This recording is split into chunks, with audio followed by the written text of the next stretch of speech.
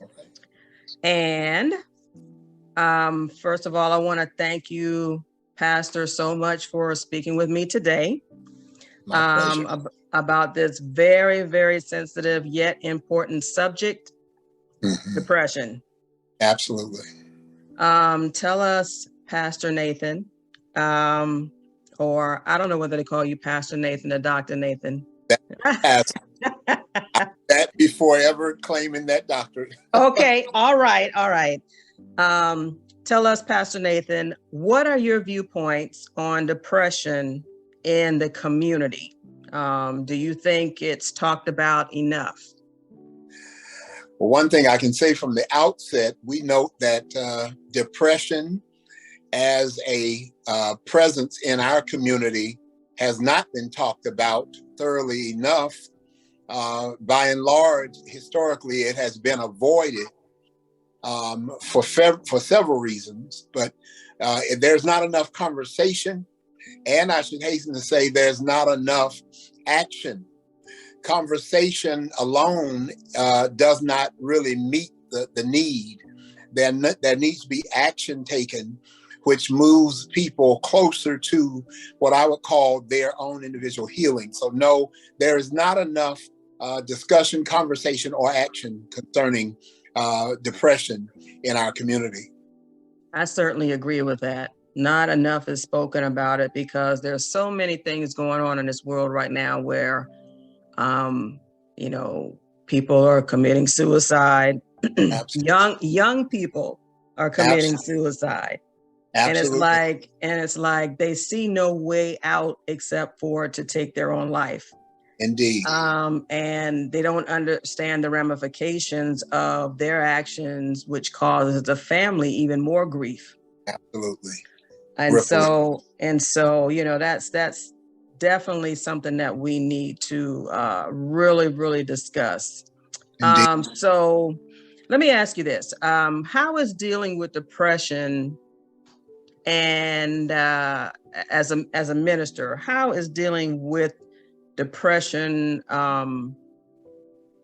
within the community? I mean, since COVID hit, since COVID started, have you seen an increase in the amount of people who are that you personally know that are battling mental illness like depression or anxiety? Have you noticed an increase in that? I have noticed an increase both in young people and elders alike. The spectrum is so vast and wide. The effects are so vast and wide in community.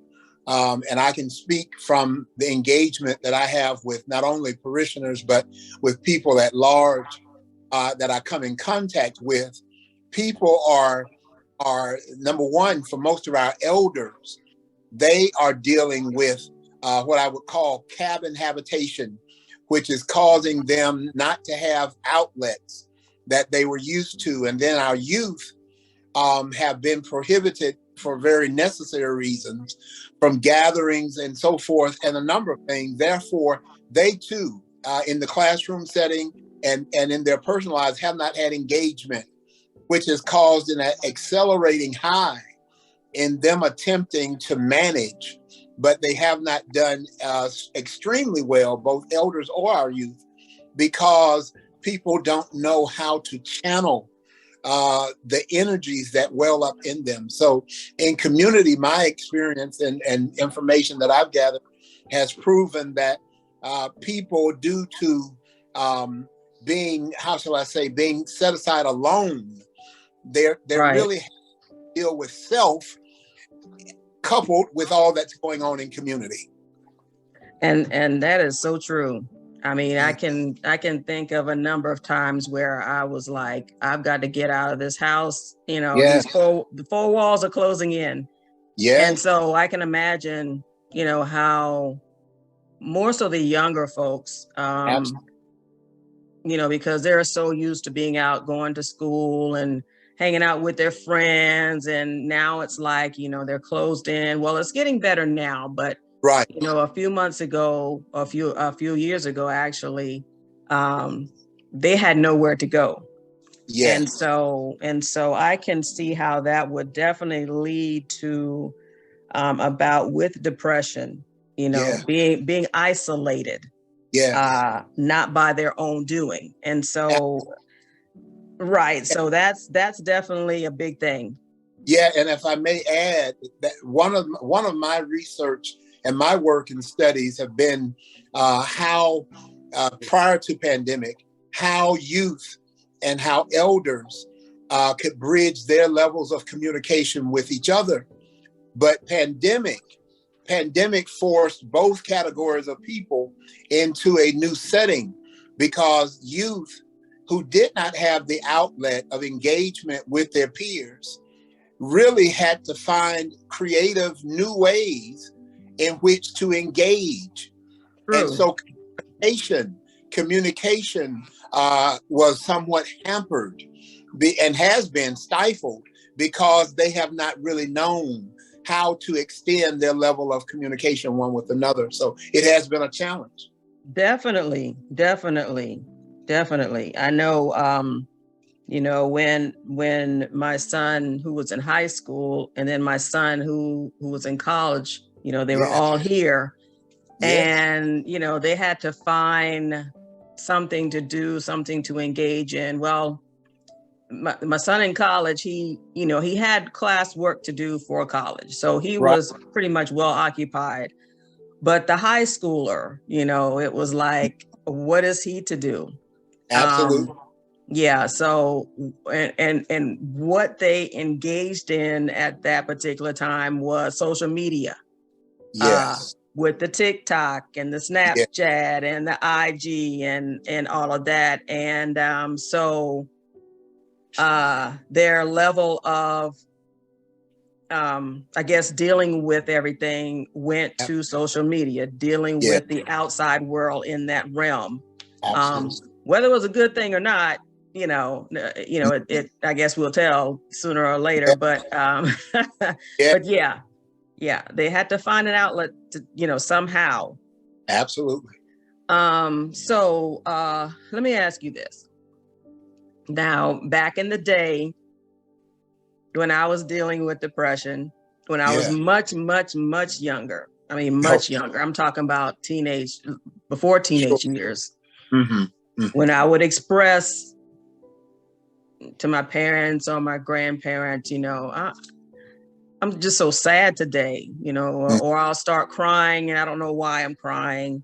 They would tell me, oh, you'll be all right. Just go outside and play, or go to church and take it to the altar. But they would never say, hey, let me take you to the doctor. Something's not right. Yes. What do you say to that? Have you ever experienced something like that, or have seen or have heard of, our elders saying that to us? Yes. In our community, particularly in the African American community, one of the things that the faith community has had some struggle with, and that is going to the crux and to the core of need and necessity as relation to mental health, even daily life. It seems that much was just covered and smothered with small phraseologies that really didn't take care of the issue. It in some cases almost proved as a Band-Aid. Right. But what we know that a sore that has a Band-Aid, that Band-Aid has to come off sooner or later. If healing is to take place, then there must be fresh air. There must be cleansing to the place that has been hurt. And so just to say go to church and go outside and play, those are all temporal attendance. But what we need and what people need is something that goes deeper and goes to the core of their ailment, i.e. mental illness, sadness, or whatever the case may be. So yes, by and large, we have heard it. And I think our elders, bless their hearts, they were doing, many of them, the best that they know how. They were not informed as to how, but as time has progressed, much more has been availed to us in the way of getting the need what we need. And I've heard it said here more recently than in prior times that we can tell people go to the church and pray.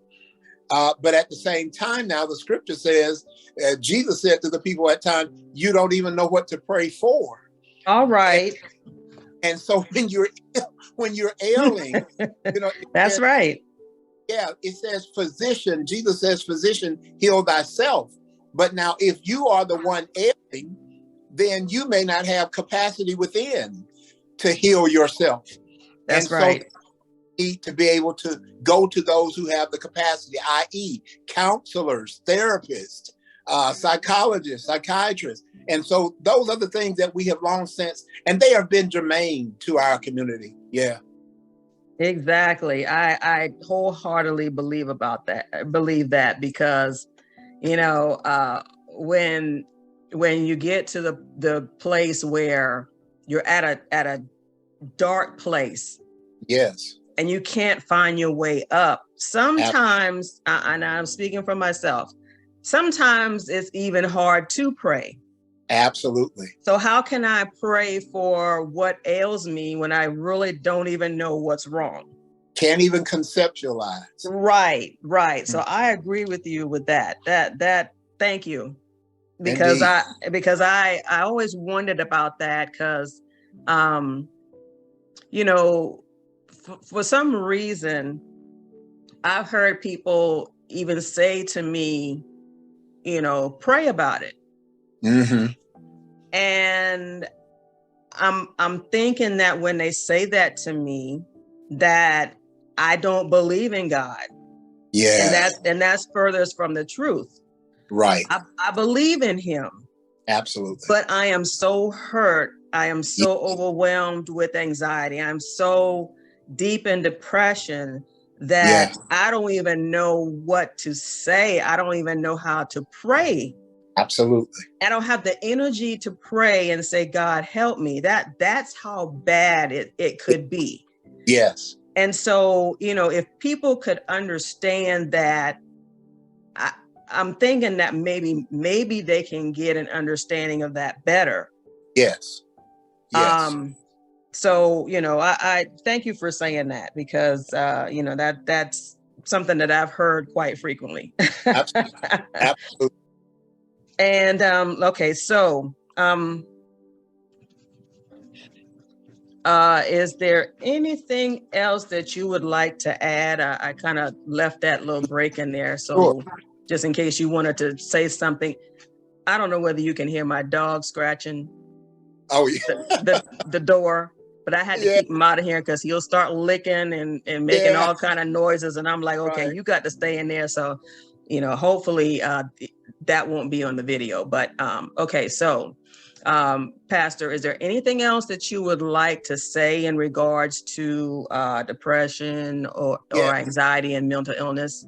And I'm glad, and that last word that you used, anxiety, and we find that in both humans and in our canines.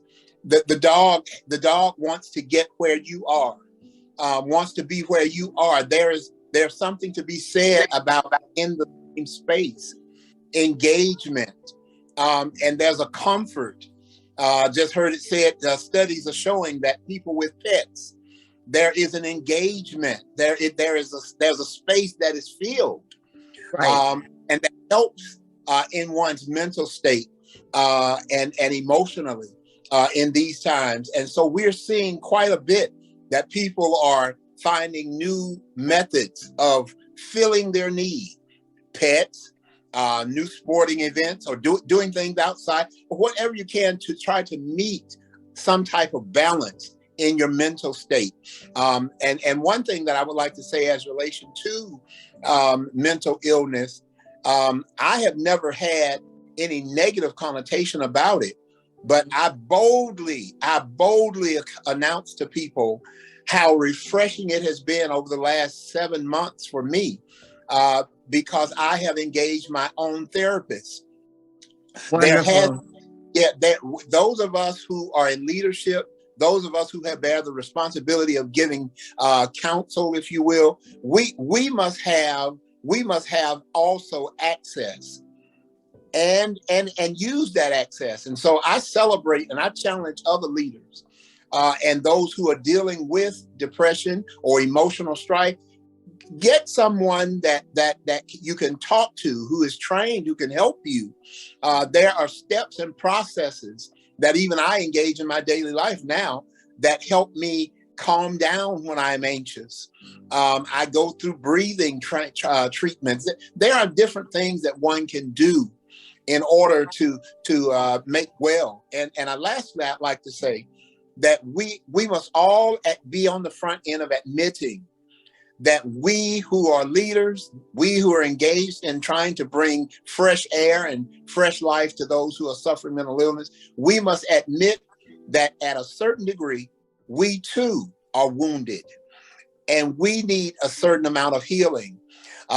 President Abraham Lincoln said that we are probably unbalanced towards, and I'm paraphrasing, but unbalanced towards mental disturbance 364 days a year, and we're maybe balanced one day.